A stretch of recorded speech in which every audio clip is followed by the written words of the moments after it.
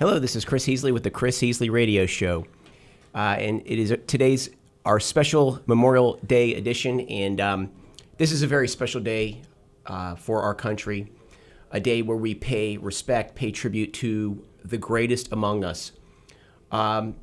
These men who risked it all, laid down everything for our lifestyles, deserve this day. They deserve this moment of respect. While the rest of us stand on the sidelines, these men chose to go in. They chose to go in when all was on the line. And so for that, we owe them the greatest gratitude. We owe them the greatest debt.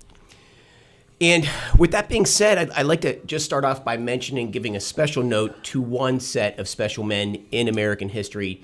One that, as an Ohioan who's come to Texas, this story really always sort of struck an interest in me. And I feel like it's a story that doesn't get told too often. It's the fallen men of the Goliad. Some of our fiercest Texians are the Texian fighters, and what these men, the tribute that they paid. And I just want to quickly tell that story. And this starts off in February of 1836 at the Alamo. I'd like everyone to understand what the Alamo was. The Alamo was nothing more than a mud hut. It was nothing more than that. And men from across the country, from all the way from the state of Ohio, came to the state of Texas to take on one of the world's most formidable armies at the time, the Santa Anna's army. They were outgunned, outmanned, outtrained, out-equipped, everything. The Mexican army was so much more prepared for that fight than the Texians. The Texians left everything that they had and came to a fort that was not prepared for that battle, and they gave everything that they had. And what happened is that they fought so hard, they lost, but they fought so hard and they caused so many casualties on the Mexican side that something in Santa Anna turned. And what had happened is that he gained an understanding of the resolve of the Texian fighters, the resolve of the American spirit that was alive in Texas, which is different. It's different. It's different. It's that 1776 story that lives inside of us, came through that day in Texas. And what happened is that Santa Anna understood that he was dealing with a different animal in this fight. Okay? He won that Battle of the Alamo. And what happened is after that, a month later, a number of Americans, Texian soldiers got caught, and they were sent to the Presidio, almost 400 Texians. And they were defenseless. And what happened is that Santa Anna gave the order to mow down almost 400 of our Texian fighters in cold blood. Okay? Mowed them down. Why did Santa Anna resolve to do that? Because again, he understood the resolve of the fighters of the state of Texas. It was different. He knew that he was dealing with something different. So he made that awful decision to take out nearly 400 of our men. And so I like, of course, today's the day for all of our greatest, but I'm just making a special note for the men of the Goliad. I'd like to make one more point. When Sam Houston caught Santa Anna, and everyone was calling for his head, as they should, for what he did at the men of the Goliad. But Houston made the decision to let him go and give Texas its independence. Now, when Santa Anna was let go, even though he had just been handed a dose of humble pie, had a serious loss, he had more munitions, more men, more armaments in the state of Texas, and all he had to do was turn the guns around and take the state of Texas. But he chose not to. Why? Because again, that resolve that exists in those Texian fighters, in those American fighters, he understood that he would never win that battle. Even though he had them outnumbered, outgunned, outmanned, he could not beat the spirit of Texas. And so he put his guns down, and Texas had won its independence. And that again is a tribute to the men of the Goliad, the men of the Alamo, the men that fought that 1836 battle. And that's a reflection of our American heroes, and that's just one small instance, but you can look time and time again. It's in the American spirit where we put down everything that they have and risk it all to go out there for what they believe is a greater cause. And with that being said, I think that we're at a point in time when I think that these men that have done so much for us, they've brought us to a point where I've made this argument many times where I would like to think that we're on the brink of peace because of their contributions, that the best is yet to come. And how do I come to that? I'd like everyone, as these stories of war unwind and we find out, we start to ask the question, is this necessary? Where, for example, and I want to turn the page of history now to the Vietnam War. And the Vietnam War was all built on the Gulf of Tonkin, which we are now learning was nothing more than a political charade done by our political class to cause havoc and bloodshed like never seen before.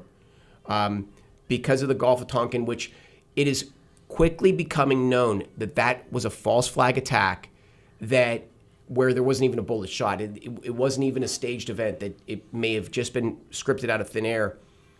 And what we're learning now is that cost us 55,000 of our best Americans. 55,000 of our best Americans. And we love those men and we thank those men. And 3 million Vietnamese, okay? But the point being is that we're at a point now where we're beginning to understand these tactics that are used against us, these political games that are used against us. And I'd like to remind everybody that when President Trump became elected the first time, he implemented something called the Abraham Accords, which for the first time in our lifetimes brought peace to the world for 4 years. For 4 short years, we had peace in the world because of the Abraham Accords, because of the Trump administration. And so what I'm saying is that he proved it can be done. We respect, honor our soldiers, and at the same time, we want to honor their commitment by advocating for peace around the world, for making it so that their sons and daughters don't have to live the same lives that they did. Okay, and I hope I'm not speaking out of turn here. I am not one of those men, but I believe that they would agree with my sentiment. And so I believe that we're at a marked position in time where we've seen the Abraham Accords. We're understanding how these political events unfold. We're learning the game book. We're learning the plan, and once it's exposed, we can now begin advocating for peace around the world. And so, with that being said, on today's show, we have an incredible show. We have 2 of our finest. I'd like to introduce them now. And with us today is Lee Wilkes, who was in the 2003 deployment in Iraq. Lee, how are you doing today? I'm good. How are you? Good, man. Good to hear from you. And we have Michael Cannata, 2005 to 2006, 13th Marine Expeditionary Unit in Iraq. How are you doing, Michael? Doing well. Thanks for having me. Good. So, guys, I put out, I put in, this tribute to our men. I put a dose of politics in it, and I'm just going to ask you now. I mean, do you agree with my assessment? Did anything in there? Anything in there? Did you find there was a fault, or maybe didn't come across the right way, or trying to get your opinion on what I said? Well, from what you said, it seems like history's repeating itself, right? The great empires of the world facing off against, a vastly outnumbered, the technology advantage. And everything, and we still had a heck of a time dealing with those people, the enemy in Iraq and Afghanistan.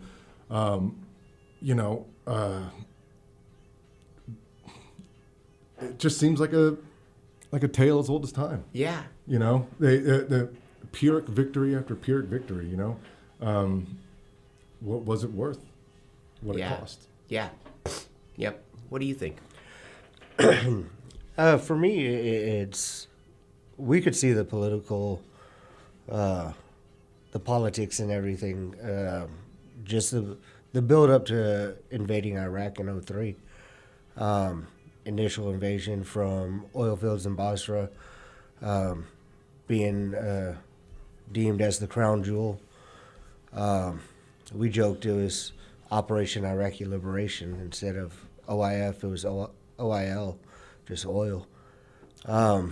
It's But saying that, it's I joined up in 2000 and voted for Bush in 2000 because I knew I'd be deployed. I knew that there was going to be a war within my enlistment, and me being 20 years old, I was wanted to do Marine stuff. That's why I signed up. That's what I wanted to do, and I got to do it. And that at times it comes back that there's a lot more things that not just the Marines we lost with us over there. It's the stuff that you bring back and that kind of it's just residual that everybody's dealing with. That's been what 24 years, and it's for me. It's kind of we did all of this. We did what we were trained to do to accomplish our mission, and then kind of just threw it away at the end. And it almost is kind of like I guess it is kind of like spitting on the graves of some of our the greatest of our Marines and soldiers. It's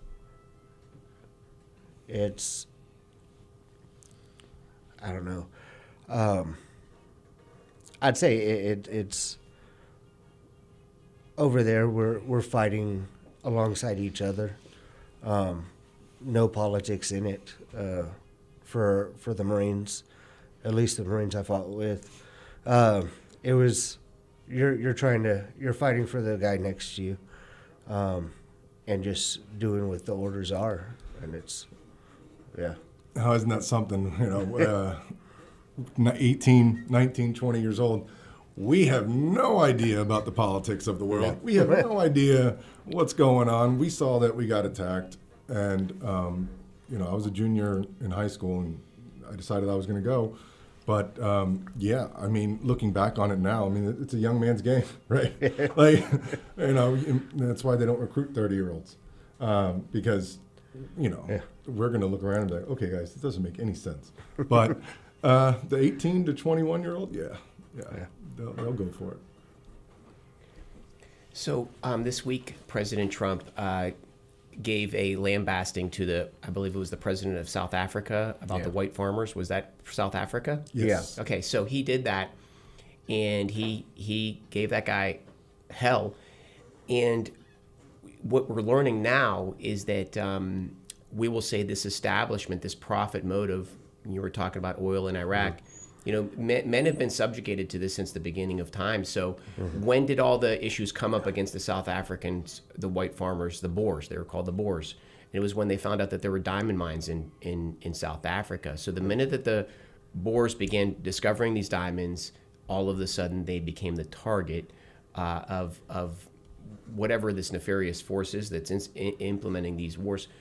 But yeah, again, here we are, much older, wiser, you're young men, and you go out there, and then at that point it's life or death, right? So you're just in the throes of it.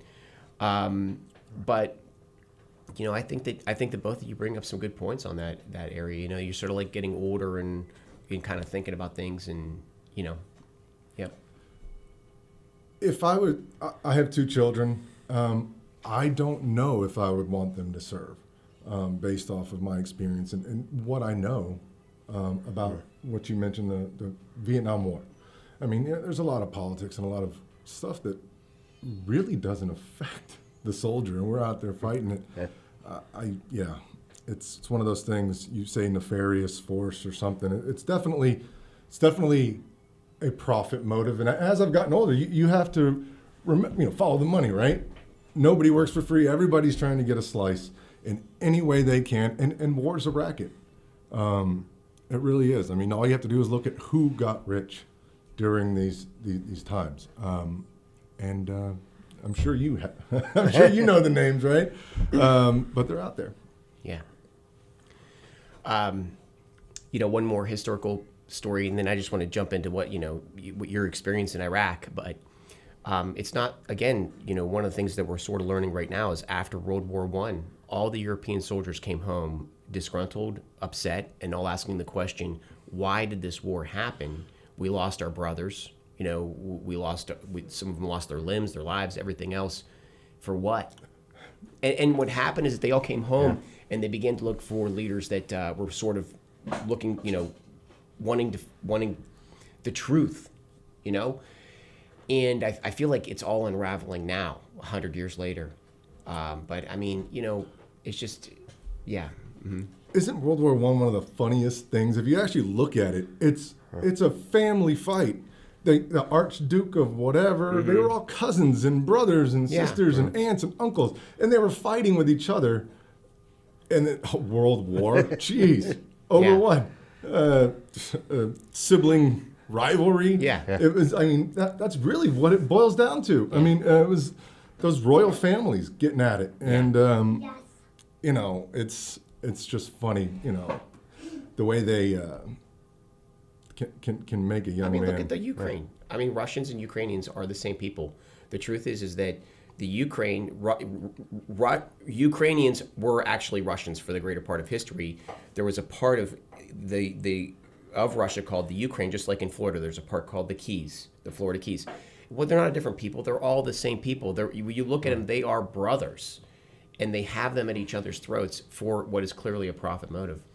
Yeah, billions. I mean, how much money have we sent over there? Yeah. I mean, that's what they say they've sent. I bet you it's way more than that. Yep. Yeah. I had a point, but I forgot. Well, Michael, tell me what you did. Tell me about your story. You left Iraq. I mean, how old were you when you signed up? What made you want to sign up? What was I want the whole training, deployment, everything. All right. So September 11th, 2001, I was a junior, I believe, or a sophomore in high school. I was your typical bright kid, just, Where are you from? Houston. I was born in Houston, raised in Katy, Richmond, Sugar Land area. What high school? I went to Stephen F. Austin High School. Oh, okay. Mm-hmm. It's still there, I think. Yeah. Yeah. It hasn't been My daughter's long. there. Right. And, typical kid, I didn't really have much motivation to do anything. I didn't know what the real world was all about. So I see the towers get knocked down. I'm like, okay, well, I've always said if we were attacked as a country, I would go and fight. So that's what I did. And my, go big or go home, right? The Marines are the coolest, right? We can all agree on that. Sorry, Justin, he's in the other room. What's the Army? What's that? Yeah. He's in the Army. Yeah, Justin's in the Army. Okay. Yeah. We'll get him ready on the way out. Yeah. But go big or go home, and I wanted to go big, so I joined the Marines. And I at that point at 18 years old, I might have been 17, because I did join the delayed entry program. But anyways, so I left 2 weeks after graduation. I didn't have a summer senior year or anything. I went right away. And then boot camp was boot camp. There's not a whole lot I can say about boot camp on the radio, without it getting too colorful. But it was a tough time. My mom's like, the letters I would send, she kept them. And I've asked her to burn them alive because I was such a pitiful mess, I want to come home. But, I stuck to it, well, originally in the Marine Corps, I wanted to fight. I wanted to be pulling the trigger and shooting the bad guys, right? Well, my ASVAB score was pretty good. So they said, hey, you can do computers and comm and stuff. And I was like, well, okay, sure, I'll do that. So that's what I ended up doing. I got out of boot camp, went to my 0651 school, and then hit the fleet. Funny story. Can we do stories? Of course. All right. So I was a young. I hope it's colorful. Oh man, I was a young private. I was in 29 Palms, California. I was, at this point I was 19. I think I turned 19 in boot camp. And my parents were going to Las Vegas, and they were going to bring my girlfriend from high school. And I was in 29 Palms, so it's like 3 hours to Vegas, right? So I go up there, and I'm having the time of my life. I've got the fake ID. It's just, I'm having so much fun. I've got my girlfriend there, and then these wildfires happened, right? So I'm like, how can I extend this trip a little bit, And so I kind of made up a bunch of excuses, like, oh no, there's no buses, the flights are canceled. Some of them were actually canceled.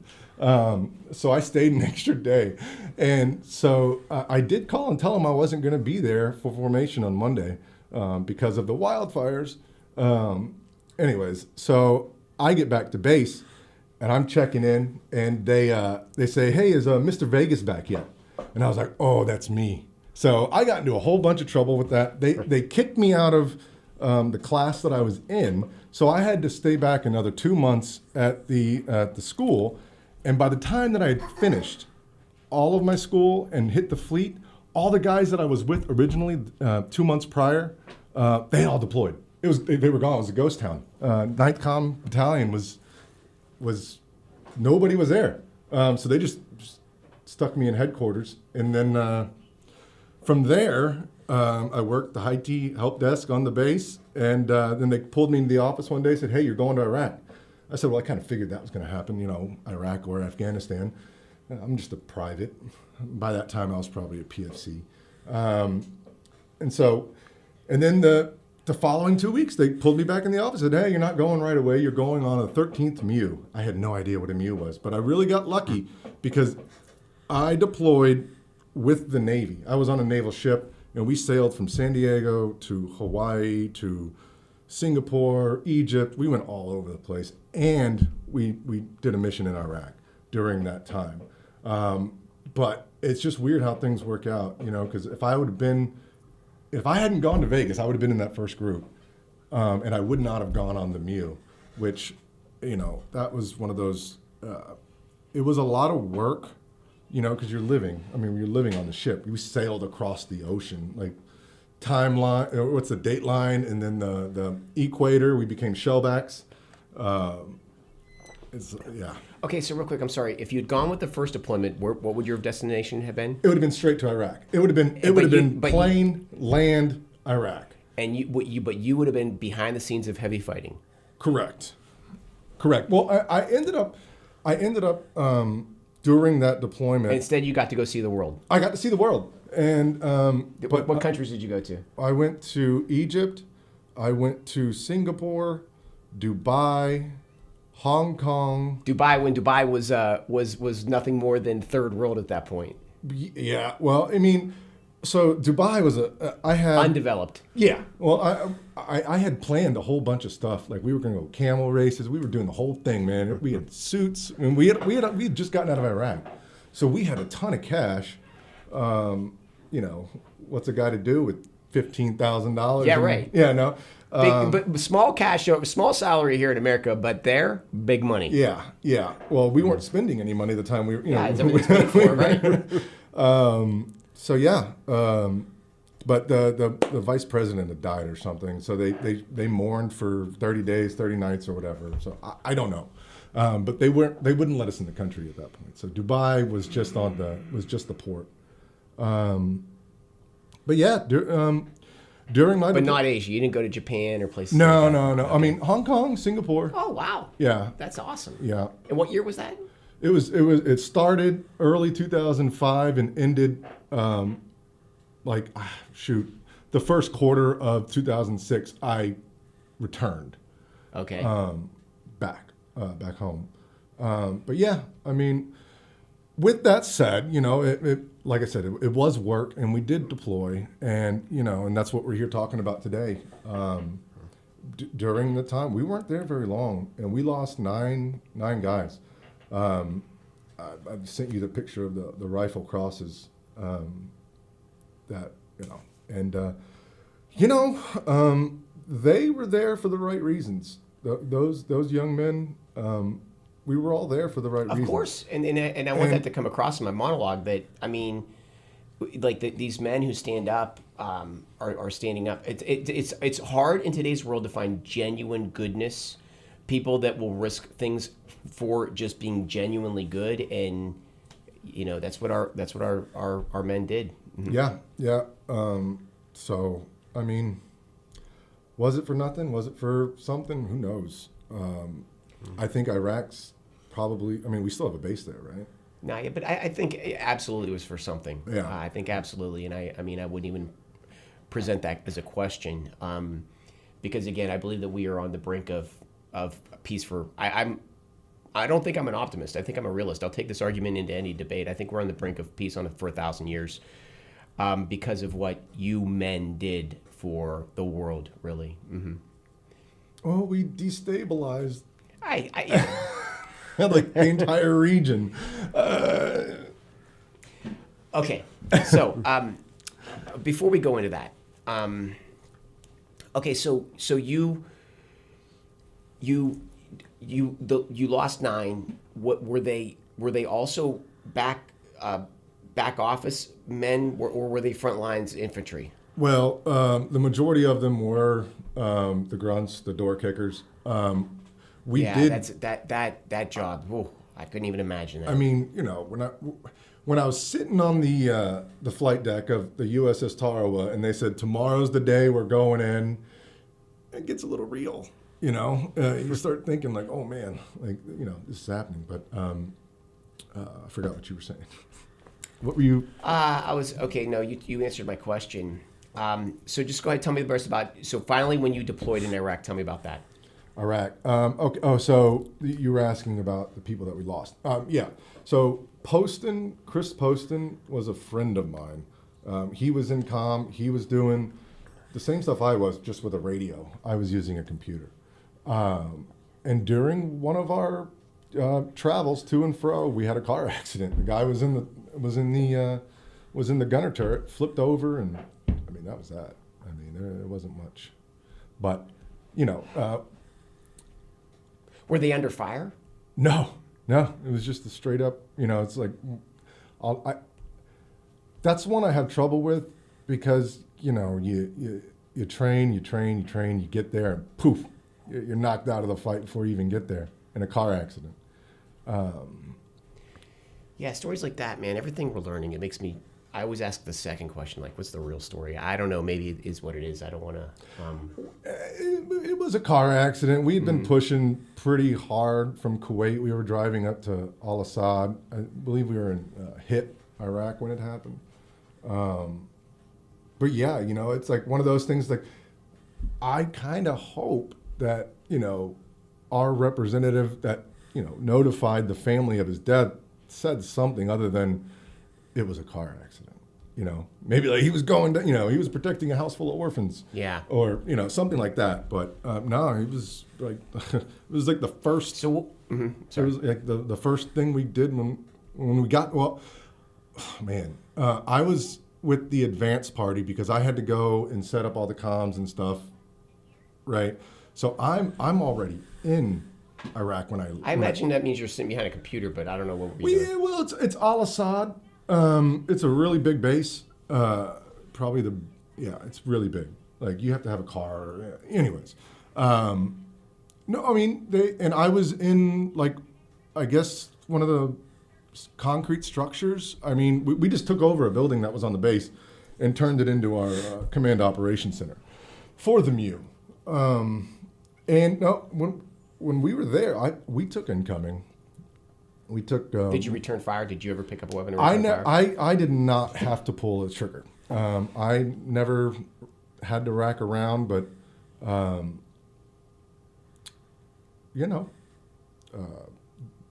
did take some incoming. Yeah. Well, I'm going to push back on one thing that you said. You did not destabilize anything.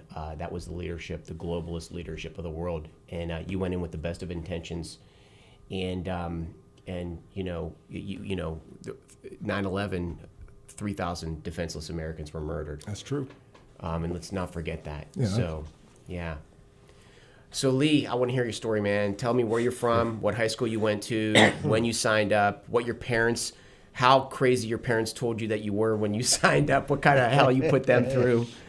I was born in Baytown, grew up in Stafford, went to Stafford High School. I haven't ventured very far from that, being an adult now, being in Sugar Land. So I went to Southwest Texas, not Texas State.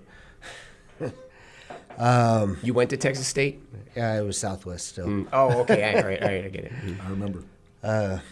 I had a lot of fun. So when they asked me to take some time off, I decided to maybe I need some discipline, join the Marine Corps. I was actually mad at my parents at the time. They're like, oh, well, y'all miss me when I'm gone.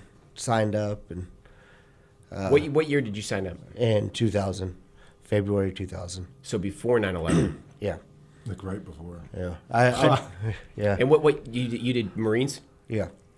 Marine Corps. Why did you do it? My grandfather was a Marine in World War II with 1st Marine Division with Marine Raiders through Solomon Islands, Guadalcanal, Tarawa.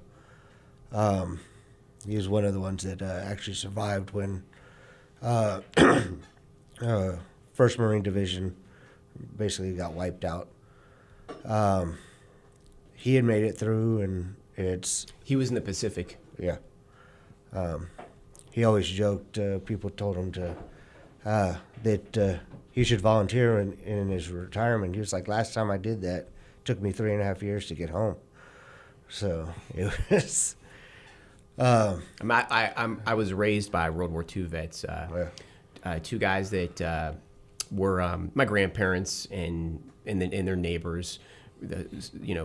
Two in the Pacific and one in the European fronts. But yeah, please. Mm-hmm. Yeah, and it's. I took the pride of the Marine Corps from him, and that was going to be the thing. If I signed up for the military, it was going to be Marine Corps or nothing. Hoorah. And I signed up. I was in delayed entry so that I could get amphibious assault. I was amphibious assault crewman. Ended up being a crew chief. By the time I hit Iraq, I was also on the gun comp team and an advanced gunner, and also a gunnery coach for Upguns weapons system. Amphibious means coming in by water, right? Yeah, it was the tracked vehicle. We are the crazy ones that drive off the back of the ship and hope that the tin can floats. It's a little bit of crazy. Yeah, it's kind of fits for me. So it's I was in amphibious assault school when we had the elections in 2000. Like I said, I wanted to do Marine stuff. I didn't want to just sit there, and I wanted to go fight. But I was 20 years old and loved being in California. Weather was great. We had surfing at Del Mar Beach, which Del Mar was our area of operation, and it was awesome. You were at the same. So yeah, when you're talking about amphibious stuff, that's where they had the school. It was right there, down that hill. Yeah. Okay. Yeah, so yeah, school, third tracks, force recon, all right there on the ramp and the little jetty right there. Yep. I was in those barracks. Yeah. I could walk to Del Mar Beach. That was Yeah. yeah. It was. It's a tough deployment. Well, no, I mean, if you're gonna have a station, Pendleton in California is I'm really ready to not go that right- terrible. yeah. I mean, Yeah. I'd rather that than North Carolina. I can only imagine how beautiful Del Mar Beach is. I was like, during boot camp, I think it rained once, and it was like mid 70s almost every day. But that was the only good part. The hills. Yeah. Can't really call what some of the mountains were called. Yeah. But Oh, not yeah, on radio. yeah. It's an MF. Yeah. But it's 2001 happened, and we knew we were going to go somewhere. We basically knew we weren't going to go to Afghanistan with the Amtraks. It's not very good for that terrain. And everything started kicking off, the WMDs for Iraq. We were like, okay, well, he's going to finish Daddy's war. And which was fine with me. I was like, oh, I'll go play in the sand. Plus, for me, I love history, and Fertile Crescent right there, and just all the history that's in Iraq. It was kind of, for me, it was cool to know that I was in that area, in Hanging Gardens of Babylon and all that stuff. One of the times we set up at a pistol factory right outside of Babylon area. But like going in, like you were talking about when they were like, oh, we're about to go into Iraq or whatever. And we had from January till March, we were in Kuwait, right there on the border. It's to get into our staging area, our little makeshift, I guess, base. We had all that, everything going on. It's right off of the Highway of Death from Desert Storm, where they just mowed down the Iraqi military. We kept doing training, land nav, everything like that, doing formations like we thought we were going to do once we got in, and then once we got the call that, all right, we're leaving in 8 hours. And then it was just, we crossed the border, and it's land nav kind of went out the window, because they still had landmines everywhere. My vehicle, we actually towed the Miklik. It was, what was it, 1,750 pounds of C4 that we could shoot out. What is C4? Is that the string thing? Yeah. Yeah. Shoots it out. It's C4 is just the... Lights up the sky? No, it's basically... It blows a path. Yeah. For mines. Plastic It's explosives. Yeah, C4, and it just makes a... I don't know And how wide it it is. shoots it out. It blows about little more than the width of Abrams tank, so that you can actually have a cleared... it'll blow any mines that are right there. Our first objective, I was with 1st Marines.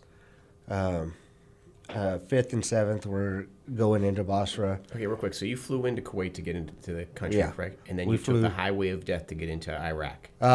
We did that. We actually crossed.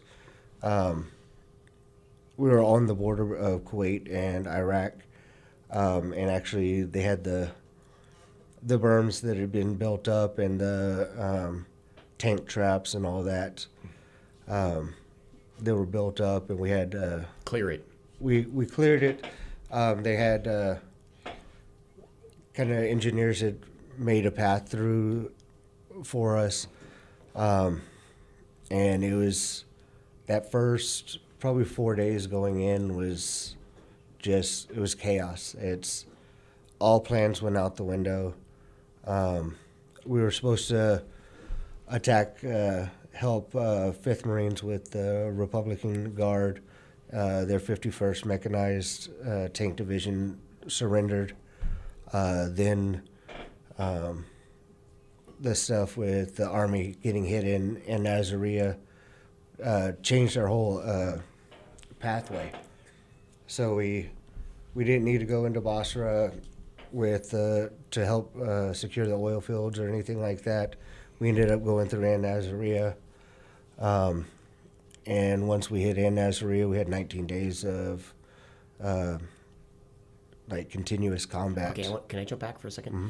Okay, so when you flew in, probably when you flew into Kuwait, they had that whole city shut down. Like you guys, it's not like you flew into a city that's where there's life going on. It was still going on. Okay. In Kuwait City, we flew into the airport there.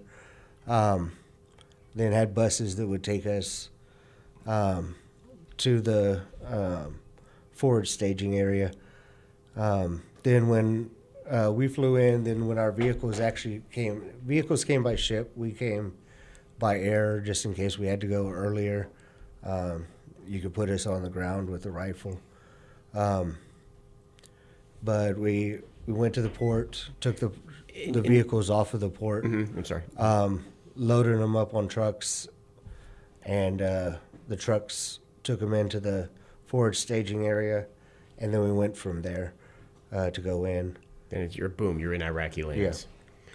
Yeah. And you say that one of their forward tank divisions surrendered? Yeah, Which one? 51st Mechanized.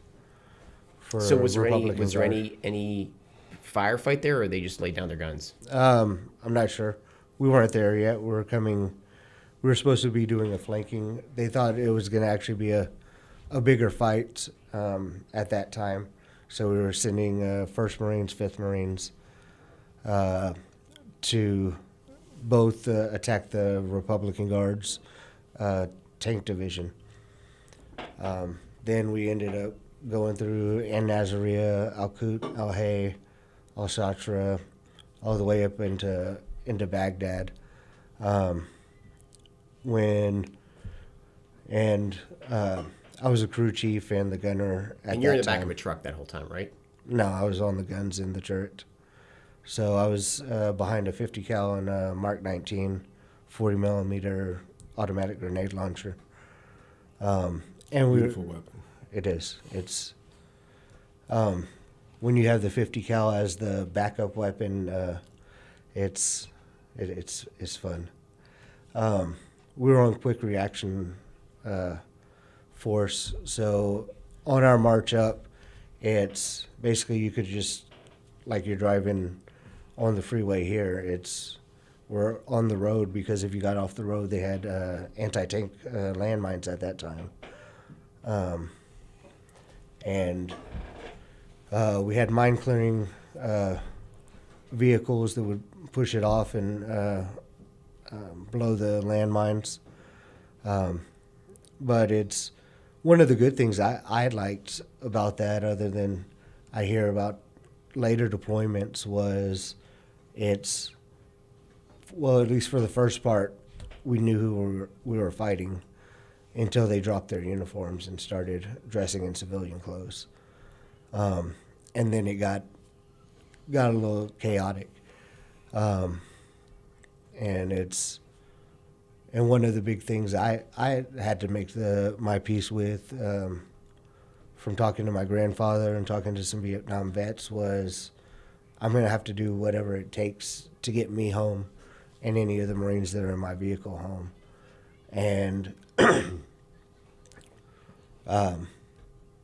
that, for me, that was one of the hardest. We lost with the infantry, with 3-1 and 1-4. We lost a few of the infantry. A different company ended up being the first ones into An Nazaria, crossing the bridge, and that was the first time it actually kind of really hit. We had little skirmishes before that, but going into that, coming on the bridge after that and seeing one of the Amtraks got hit, and it just basically canoed the Amtrak. What's an Amtrak? Amphibious assault vehicle. Tracked vehicle, basically troop carrying. It can go land, water, whatever we need to. With the tank wheels. Yeah. Which helped when they blew the bridges in Iraq. We were able to go up east side of Iraq and cross the river to get in. That's amazing. I guess they didn't expect that, but they had Yeah. the Marines, so we can swim. Yeah, and it's That's good. and I still have some pictures of that with us, like coming across that some of the people, like the tracks before infantry took the camera up and snapped a little disposable camera, and that's. But that one was that was a crazy day, a real crazy day. That one sticks with me all the time. We were going into Baghdad up in it was Saddam City, or Sadir City. After that, and had an RPG pass between me and my driver, and just close enough I could have basically touched it, and that's when everything got really real. Okay, so how many days are you in at this point? At that point was about 19 days, 19 days in Iraq. or 19 or 25 to 25. Most of the days kind And you- of go back and forth. And you have Like small- the first 3 or 4 days, I didn't sleep. It was just you're running on straight adrenaline and coffee grounds, and just kind of we had the instant coffee and just from the MREs throw it in your mouth and chew it up. Just you didn't know what was going to go on. But it was small skirmishes up until that point. Yeah. We had some pretty good ones. We had several. We'd come up to kind of little palm groves, and they'd have T-74s set back in there, the tanks, and then also their light armored vehicles set up, trying to a little bit back so they could see us, and that was a little scary. But like for the most part, it's with the infantry. We had one guy that was KIA, and at that time, they knew it was a 7.62 round. They killed him, but the firefight was crazy. So we didn't really know if it was one of ours or one of theirs. Okay, At that time, what was the round again? 7.62. Is that big? Is that big? It's what the It's an AKs AK. fire. And Yeah. AK and 240. So you lost your first guy. Yeah, we had that, and one of the snipers had taken a hit going into Baghdad. Before that, we really didn't have any. We had a lot of firefights and doing little raids on the little towns, because you could see the Republican Guard, and they'd be in and out of the houses. They'd hijack a car, put a family in it, and try to come towards our lines. And that's probably one of the hardest things. Was it's kill or be killed at that point. And that's one of why it's hard when you're actually losing a Marine. That's who you're fighting for while you're over there. It's not the politics of it. You have a mission to complete, and you want to complete that mission with everybody you went in with. So that's kind of the mindset we went in with that part. I mean, that was General Patton's entire premise. Yeah. His whole point was, I'm going to win. I'm going to finish this war faster for the sake of all lives, and that includes the German lives. And there's theories that that's why he constantly had his gas lines cut, his supply lines cut. They put him in they disciplined him for slapping that soldier. It was all to slow him down because he was going to end the war and save lives. But I'm sorry, keep going. Yeah, and it's looking back now. I'm glad I was there in 2003 because it was do what we were trained to do. Politics hadn't gotten into it yet. And it was just we're there, and it was the liberation of the people in Iraq actually started helping us. It's they were generally happy to see us coming into Baghdad, coming into the little cities. They'd come up to us, say thank you. Also come up to us asking for food and stuff like that. Just some of the atrocities that that regime had done to the people. It's Saddam's sons would take little kids out and make them run and use them as target practice. And just, there were actual torture chambers, and it was eye-opening to see, actually coming from the Houston area, California, just U.S. in general, and then you're over there and actually seeing people living in basically mud houses, using different parts of a stream for, this is drinking water, this is cleaning your clothes or bathing, this is wastewater at the further down, and just bringing their animals in at night for everybody to keep warm. Because even if it was hot during the day, It was cold. It was cold at night. Like that part of it, that was a learning experience for me, and just seeing how other people live around the world, and be like, we're not fighting these people. There's the people that are ruling over them, because the south of Iraq were different sect of Islam than what the Ba'ath Party was. And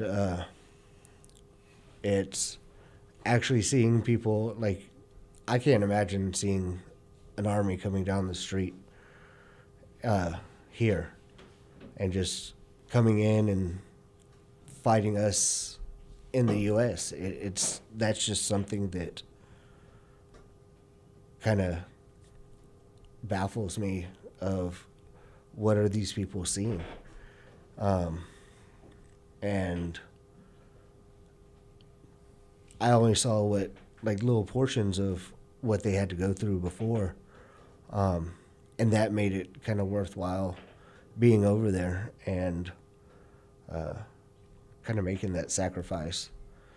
I mean, the war never leaves you, but it's one of those things that I'd do it again in a heartbeat. I tried to go back. I tore my knee up in 2005, doing a ruck march. About a half mile in, 9 miles after that, I couldn't walk. And I was like, I'm just trying to finish this 10 miles. And my knee just swelled up. And I was trying to find any kind of doctor that would let me go back. I was like, everything was cut like black and white over there. It was, you have an enemy, you shoot the enemy. For us, there wasn't any politics. It's go do your job, get to this mission, get all that. And that's one of the sad things that I see now, being in my mid-40s, that all the politics of foreign relations and stuff like that, and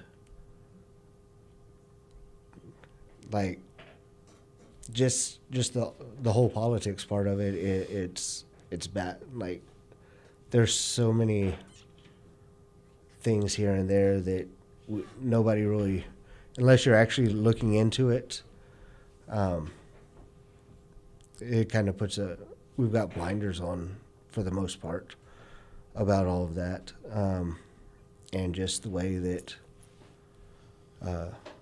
you can be fighting somebody one day and be friends with them and the next, and that's just kind of insane to me. But yeah. I wanted to add to the way I describe my service is, you couldn't pay me $1 million to do it again, but you couldn't pay me $1 million not to have done it. Yeah. Does that make sense? Yeah. It's one of those It's things. who you are now. Yeah. Well, I mean, yeah, it probably was the best decision I ever made in my life. Yeah. I wouldn't trade it for anything.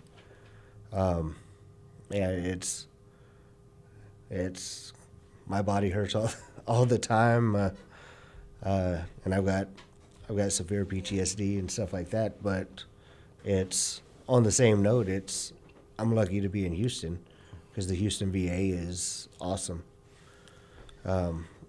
Especially with their mental health programs and stuff like that. They've done wonders with me, and it's with me, my family, everything like that. So it's a lot better time to be a veteran right now, but at the same time, you still see the politics, and you even hear the politics at the VA, and that's just, it's crazy. That's part of it. It's just should be healthcare. Healthcare should just, for me, healthcare should just be healthcare, and not have to worry about the politics of it. So. Yeah, I mean, when you think about it, so my grandpa, John Olin, he stormed the beaches of Normandy. His first day of service at 26 years old, he's storming the beaches of Normandy, when he came back home to Pennsylvania, they didn't know what PTSD was, and he was seriously inflicted with it. Of course, he had to go lead a career in spite of that. He was a beer delivery man. Then he started his own beer distributorship. And this is in Oil City, Pennsylvania.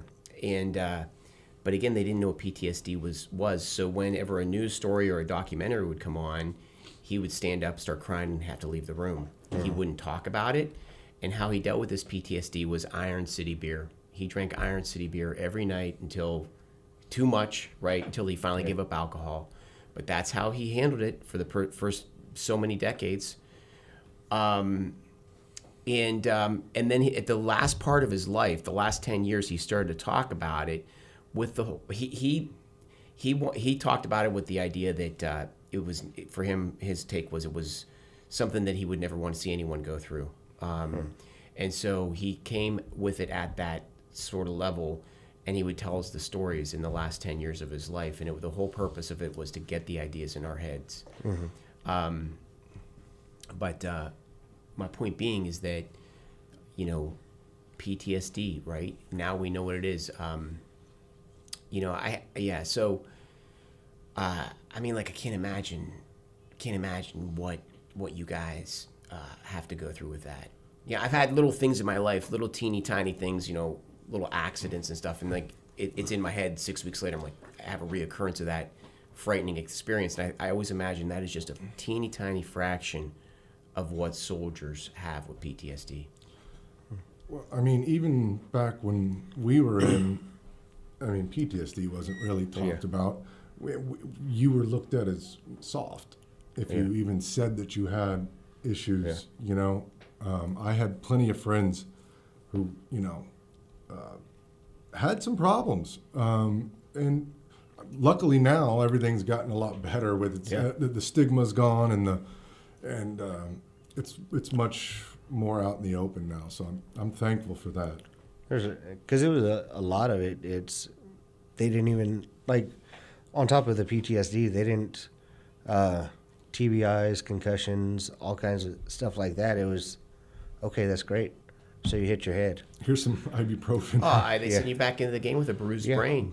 Yeah, when I actually talked to the VA, they were like, "Oh, did they send you back to the back?" And I was like, "There wasn't a back." I was like, "We were invading a country." There wasn't anywhere to go. There wasn't any set bases or anything yet. And fight or die. Yeah, and that was because I've got chronic migraines from that, and Did you have a concussion? Yeah, several. What was it a mortar that went off or what? No, it's just basically hitting my head, just getting rocked in the vehicle, hit my head. It's like landmines going off next to us. Luckily, none of them damaged our vehicle, but it was just different stuff like you wouldn't see. You go down, hit your head on the siding mounts, and inside the turret and stuff like that. But it's You're getting beat up in that job, man. You're Yeah. getting thrown around in all different ways. Even Yeah. when you're not necessarily in a fight for your life, you're getting tossed around. yeah. I remember sleeping in a Humvee, just like, just trying to sleep wherever you could. Yeah. I got. So, I mean, they were a third world country, and you said that you're surprised how hard they fought. How did they do it? I mean, like they're going up against the world's greatest military of all time, First World Army, and these people are a third world nation, but they had a fighting spirit in them. Is that sort of what I'm hearing? I mean, like, tell me, like, how did they put up a defense against the American might? Well, just like you had mentioned, they dropped the uniforms, and I guess we learned as a country or as a DoD or whatever that the politics of even Iraq is very tribal, right? Yeah. They had Saddam was the dictator, he was that, but they had the Mahdi militia, whatever, and Sadr City. I mean, there was a lot of different factions. And when the power vacuum was, caused, People were fighting for it. those tribal leaders were trying to, Jockey for position. I would assume so. I mean, wouldn't you? Yeah. Right. And then at that point, you got the real ones that didn't want anybody coming in. No army rolling down the street coming into their neighborhood or their tribal area, and they. I don't blame them. Yeah. No, I mean, the Wuhan flu, they dropped it on us while they're pushing red flag laws on us, while they're pushing the rhetoric of a forced vaccination and all this stuff. I kept thinking we're going to see Chinese ships show up in Galveston Bay with soldiers. I mean, it was such a surreal time. And I know everybody was sort of thinking that way, that, they're setting the stage so they can deploy a foreign army on these grounds, blue helmets or whoever, Well, that it wouldn't work. It was an odd time, and I mean, like, just so many things that were foundational in our lives was being turned upside down, and so it was a time of upheaval. But who knows what would have turned out? But so guys, I'm going to finish it out here. I mean, any closing thoughts that you want to say to close out this Memorial Day edition of the show? Oh, man. I got nothing off the top of my head. Yeah. I'm putting you on the spot. Happy Memorial Day to everybody, and especially the Gold Star families. Yeah. The people that Especially were left them. behind. I'm sure there's plenty of worthwhile causes that go towards supporting Gold Star families. Mm-hmm. A lot of these families, you're thinking a young man, right? All he's going to have is sister's mom and dad, right? A lot of these guys had kids, at a young age, and that's how they were supporting. You know what I mean? Those people. And Memorial Day. It's sad that's what it cost. You know what I mean? Yeah. The fact that we have to fight, and let's just evil exists, right? If we start off the premise evil exists, and then there's going to need to be men or women to stand in that way. So I mean, thank you to all the Gold Star families out there. Yep. Yeah. Yep. Yep. I'll go next. I just want to say, as we enjoy these backyard barbecues, these large, oversized Texas houses, as we have these lives where we can enjoy things like Friday night football or your kid's soccer game, we all have to realize that this foundation for our lives to be so great was done by our soldiers, by our fallen heroes. From the first shot fired at Lexington and Concord to today, to these men here in our studio today, every single one of those men who put everything on the line so that we could have these lives, we have to appreciate them, we have to respect them, we have to honor them. Words cannot say enough for what they've done, and so I just want to give my greatest gratitude to those men from the beginning to the end of this great country. And with that being said, any closing words, Lee? You want to say anything on the way out? Just take some time today, and just remember those. If you know a Gold Star family, give them a hug. Tell them thank you for their child, husband, brothers, sisters, sacrifice for our way of life. Great. Well, thank you, fellas. Again, we really do appreciate you both so much. Yes. Thank you. And this is Chris Heasley with the Chris Heasley Radio Show, and we will be back Saturday,